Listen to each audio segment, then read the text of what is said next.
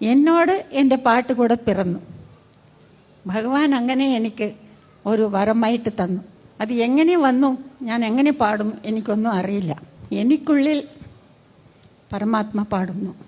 എല്ലാവർക്കും ഓരോ വിധമായിട്ട് ഭഗവാൻ തന്നെ അങ്ങനെ അനുഗ്രഹിക്കും. ആക്ടിംഗ് ആയാലും പാട്ടായാലും ഏതായാലും ഭഗവാന്റെ അനുഗ്രഹം അതങ്ങനെ ആ സുപ്രീം പവർ ഉള്ളിൽ ജോലി ചെയ്യും. നമുക്കൊന്നും അറിയില്ല. എനിക്ക് എന്തിനെന്ന് അറിയില്ല, മലയാളീസോട് ഒരു ബന്ധം ഏർപ്പെട്ടു പോയി. കഴിഞ്ഞ ജന്മത്തിൽ ഞാൻ മലയാളിയായിട്ട് പിറന്നിരിക്കും ഒരു പക്ഷേ. മലയാളീസ് എന്നാൽ എനിക്ക് എൻ്റെ സ്വന്തം പോലെ തോന്നും. സത്യമായിട്ട് പറയുന്നു. അങ്ങനെ മലയാളീസ് കൂടെ എന്നെ വളർപ്പു മകളായിട്ട് അഡാപ്റ്റിംഗ്